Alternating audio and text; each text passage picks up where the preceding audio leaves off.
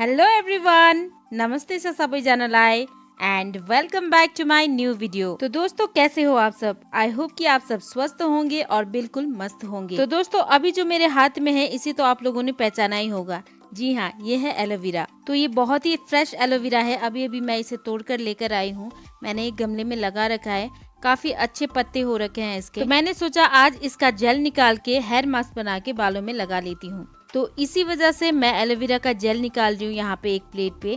और उसके बाद इसमें और भी बहुत सारी चीजें मिक्स करने के बाद इसे ग्राइंडिंग मशीन में ग्राइंड करके उसके बाद बालों में मैं लगाऊंगी। मैं बीच बीच में इसी तरह से जब भी मुझे टाइम मिलता है मैं एलोवेरा का हेयर मास्क बना के अपने बालों में लगाती रहती हूँ और इसके रिजल्ट से मैं बहुत ही ज्यादा खुश हूँ। अगर आपको भी टाइम मिलता है तो अपने बालों में एलोवेरा जेल अप्लाई किया कीजिए, क्योंकि इसके इस्तेमाल से हेयर फॉल की प्रॉब्लम कम होती है और डैंड्रफ की प्रॉब्लम भी काफी हद तक कम हो जाती है। और जिनके भी दो मुंहे बाल है, रूखे सूखे बाल है, जिनके भी स्प्लिटेंस हो गए उन लोगों को तो अपने बालों में एलोवेरा जेल का मास्क बना के जरूर से जरूर अप्लाई कर लेना चाहिए, क्योंकि एलोवेरा जेल जो है हमारे बालों को नेचुरली मॉइस्चराइज करने का काम करता है और बालों का रूखापन दूर करता है। तो चलिए यहाँ पे मैंने तो अपने बालों में एलोवेरा जेल अप्लाई कर लिया है। और अगर आप भी अपने बालों को शाइनी और हेल्दी देखना चाहते हैं तो इस हेयर मास्क को जरूर आप लोग ट्राई कीजिएगा एक बार। इसके रिजल्ट से आप लोग भी खुश हो जाएंगे। तो चलिए अब इस मास्क को मैं अपने बालों में रहने दूंगी 1-1.5 घंटे के लिए। और उसके बाद नहा धो के मुझे जाना है अपनी फ्रेंड के यहाँ, क्योंकि उसने हम लोगों को लंच पे इनवाइट किया है। मैं और मेरी बच्ची जा रहे हैं, लेकिन उससे पहले मुझे अपने घर का काम खत्म करना है। तो जब तक ये मेरे बालों में लगा हुआ है तब तक मैं अपना काम खत्म कर लेती हूँ। सुबह के नाश्ता के बर्तन वगैरह पड़े हुए हैं तो मैं वो सब पहले धोऊंगी। उसके बाद नहा धो के हम जाएंगे लंच के लिए अपने फ्रेंड के यहाँ। तो यहाँ पे मैं आ चुकी हूँ अपने किचन के सिंक में और सुबह के नाश्ता के जो बर्तन वगैरह थे उसे मैं धो रही हूँ यहाँ पे, क्योंकि भाई कहीं भी जाओ जाने से पहले अपने घर का काम तो अब खत्म करना ही पड़ेगा। तो इसीलिए मैं जो है यहाँ पे फटाफट से अपने सुबह के जो भी नाश्ता के बर्तन वगैरह थे उसे धो के खत्म कर रही हूँ। और आज हमें सरस्वती ने इसलिए खाने पे इनवाइट किया है क्योंकि अच्छा मैं यहाँ पे बता दूं आप सबको कि सरस्वती मेरी फ्रेंड का नाम है जिसने मुझे आज खाने पे इनवाइट किया है।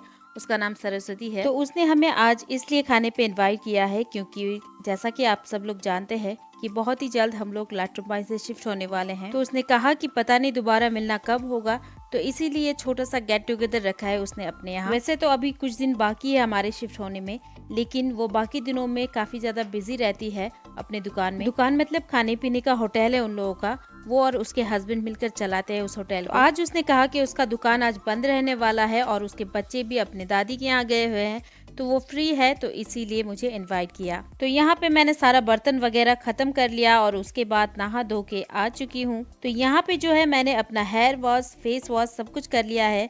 अब मैं करने जा रही हूँ अपना स्किन केयर रूटीन। और स्किन केयर रूटीन में सबसे पहले मैं अपने फेस पे टोनर अप्लाई कर रही हूँ। टोनर को हमेशा फेस वॉश के बाद या फिर फेस क्लींजिंग के बाद अप्लाई किया जाता है। इसके इस्तेमाल से हमारे स्किन का पीएच बैलेंस मेंटेन रहता है और हमारे ओपन पोर्स श्रिंक होते हैं। तो टोनर को अप्लाई करने के बाद इसे 20 to 30 सेकंड के लिए मैंने स्किन पे छोड़ दिया ऐसे ही एब्जॉर्ब होने के लिए।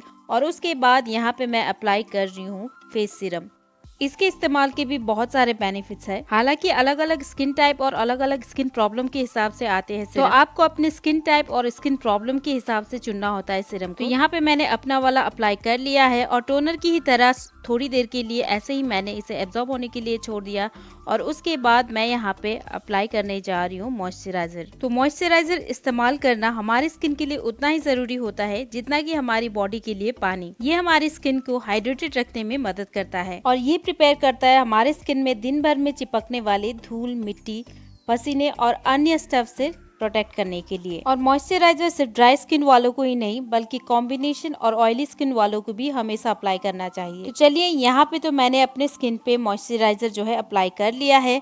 अब मैं करने जा रही हूँ अपने स्किन केयर रूटीन का सबसे आखिरी और सबसे इम्पोर्टेंट प्रोडक्ट यूज करने जा रही हूँ, जो कि है सनस्क्रीन। तो सनस्क्रीन का इस्तेमाल जो है हमें हमारे चेहरे पर रोजाना करना चाहिए, चाहे धूप हो या बारिश हो रही हो, चाहे हम घर के अंदर हो या फिर हम बाहर जा रहे हो, क्योंकि सनस्क्रीन जो है प्रोटेक्ट करता है हमारे स्किन को सूरज से निकलने वाले हार्मफुल यूवीए और यूवीबी रेज से, और हमारे स्किन को प्रोटेक्ट करता है सन टैनिंग होने से और सन बर्न होने से। तो सनस्क्रीन को आप लोग भी अपने स्किन केयर रूटीन में जरूर ऐड कीजिएगा। तो चलिए यहाँ पे मैंने अपना स्किन केयर रूटीन तो कर लिया है। अब मैं अपने बालों से टॉवल को भी हटा लेती हूँ और बालों को सूखने देती हूँ। तो मैंने यहाँ पे अपने बालों से टॉवल को भी हटा दिया है और यहाँ पे मैं लगा रही हूँ अपने आँखों पे काजल। मुझे अपनी आँखों में काजल लगाना पसंद है क्योंकि मेरी आँखें जो है छोटी छोटी सी है और काजल लगाने के बाद ये थोड़ी सी बड़ी दिखने लगती है, तो मैं काजल लगाना प्रेफर करती हूँ। और काजल लगाने के बाद यहाँ पे मैंने अपने लिप्स में लगा लिया है लिप लाइनर ब्राउन कलर का और उसके बाद यहाँ पे बहुत ही न्यूड कलर का मैं लिपस्टिक अप्लाई कर रही हूँ। और लिपस्टिक लगाने के बाद हो गया मेरा मेकअप डन और हो गई हूँ मैं यहाँ पे निकलने के लिए रेडी। और बाल मेरे देख सकते हैं आप अभी भी गीले हैं, तो मैं बालों के साथ अभी कुछ नहीं करने वाली हूँ, इन्हें ऐसे ही खुला छोड़ के जाऊंगी तो ये भी नेचुरली ऐसे ही सूख जाएंगे क्योंकि मुझे अपने बालों में हेयर ड्रायर वगैरह यूज करना पसंद नहीं है। और उसके बाद यहाँ पर मैं और उन्नति भी घर से निकल रहे हैं और उन्नति यहाँ पे मुझसे भाग रही थी क्योंकि वो वीडियो में नहीं आना चाहती थी। और ये है यहाँ का यानी लाटरम्बाई का मार्केट एरिया, यहीं से होते हुए हमें सरस्वती के घर पर जाना है। और वहाँ पे जाते जाते हम यहाँ पे रुके एक दुकान पे जहाँ पे बहुत ही फ्रेश ये संतरे मिल रहे थे और भी कुछ कुछ फ्रूट्स वगैरह थी और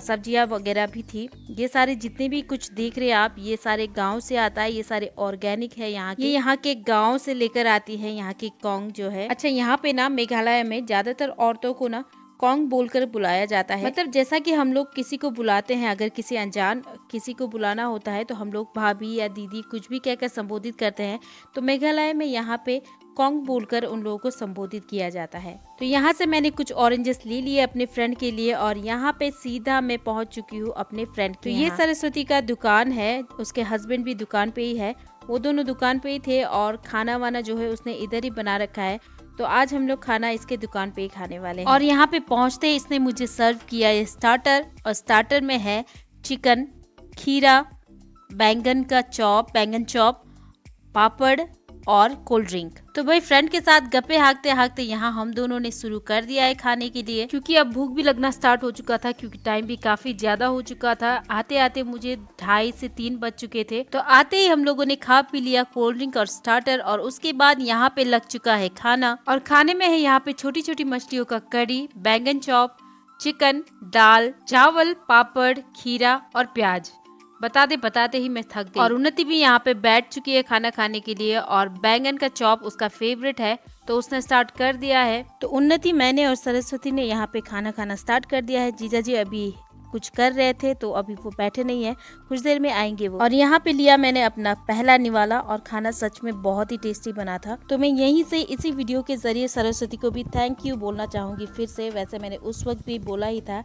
तो thank you so much Saraswati मुझे इनवाइट करने के लिए और इतना टेस्टी खाना खिलाने के लिए। तो यहाँ पे जीजा जी भी आ चुके हैं और हम सब लोगों ने मिलके साथ में खाना वाना खाया। उसके बाद थोड़ी देर मैं वहाँ पे रुकी, थोड़ी देर हम लोगों ने बात किया और यहाँ पर मैं और उन्नति घर जाने के लिए बाहर निकल चुके हैं और सरस्वती हम लोगों को बाहर तक छोड़ने के लिए आई है। तो यहाँ पे सरस्वती को बाय बोल के मैं भी निकल जाती हूँ क्योंकि अब शाम भी होने वाला है और घर जाने के बाद मुझे और एक जगह पे जाना है। दरअसल यहाँ से जाने के बाद अब मुझे जाना है एक बर्थडे पार्टी में। मेरे हस्बैंड के फ्रेंड है, उनके बेटे का 3rd बर्थडे है तो उन्होंने हमें इनवाइट किया है, तो मुझे वहाँ पे जाना है। तो चलिए जी, यहाँ पे मैं भी अपने घर पे पहुँच चुकी हूँ और अब मुझे अपने घर का कुछ काम वगैरह खत्म करना है, तो वो सब मैं पहले खत्म कर लेती हूँ और उसके बाद चलते हैं बर्थडे पार्टी में। सो फ्रेंड्स, यहाँ पे मैंने अपना घर का काम वगैरह खत्म कर लिया है और यहाँ पे मैं हो चुकी हूँ रेडी बर्थडे में जाने के लिए। और यहाँ पे देख सकते हैं आप कि मैंने कितना मोटा जैकेट पहन रखा है क्योंकि बाहर बहुत ही ज्यादा ठंड है, ठंडी ठंडी सी हवाएं चल रही हैं और वैसे भी मुझे बहुत ज्यादा ठंड लगती है, ठंड मुझसे बिल्कुल भी बर्दाश्त ही नहीं होता है, इसीलिए मैं वैसे भी हर वक्त मोटे मोटे कपड़े पहनती हूँ। तो चलिए अब चलते हैं बर्थडे पार्टी में। उन्नति भी रेडी हो चुकी है, मेरे हस्बैंड भी रेडी है,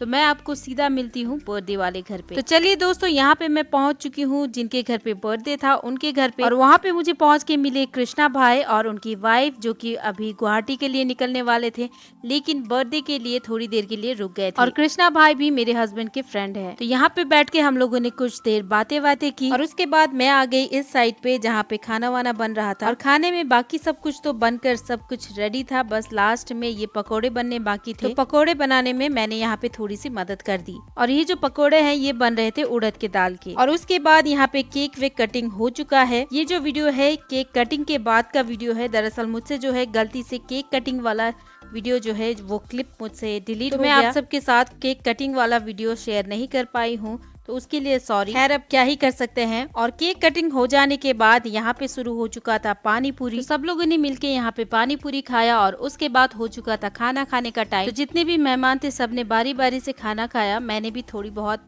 सर्व करने में मदद करी और उसके बाद मैं भी बैठ गई खाना खाने के लिए। हालांकि उतना खाना खाने का मन नहीं था मेरा, क्योंकि मैं सरस्वती के यहाँ से काफी लेट खा के आई थी और इतना ज्यादा खा के आई थी कि पेट मेरा ऑलरेडी फुल था। लेकिन अब आ गई थी यहाँ पे तो बिना खाना खाए ये लोग कहाँ जाने देने वाले थे। तो मैं भी बैठ गई खाना खाने, थोड़ा सा ही खाया। और उन्नति ने और मेरे हस्बैंड ने पहले ही खाना खा लिया था, तो मैं यहाँ पे भाई और भैया लोगों के साथ बैठ के खा रही थी। और खाना वाना खाने के बाद हम लोग आ गए हैं अपने घर पे। तो यहाँ पे मैं अपने घर पे पहुंच चुकी हूँ और काफी ज्यादा लेट हो चुका है हमें घर आते आते। रात के 11 बज रहे हैं। तो आते ही उन्नति चेंज करने के लिए चली गई है। मैं भी अब चेंज वगैरह करूंगी और उसके बाद सीधा जाऊंगी बिस्तर, क्योंकि अब नींद भी आ रही है। तो इस ब्लॉग को मैं यहीं पे एंड करती हूँ। वीडियो कैसा लगा नीचे कमेंट बॉक्स में जरूर लिखिएगा। अगर पसंद आया हो तो लाइक, कमेंट और शेयर भी जरूर कीजिएगा। और चैनल को अब तक सब्सक्राइब नहीं किया है तो सब्सक्राइब जरूर कर लीजिएगा। मिलते हैं एक और नई वीडियो के साथ, तब तक के लिए बाय बाय। सो गाइस, अभी बज रहे रात के 11 और फाइनली हम लोग पहुंच चुके हैं अपने घर पे। और अभी मुझे चेंज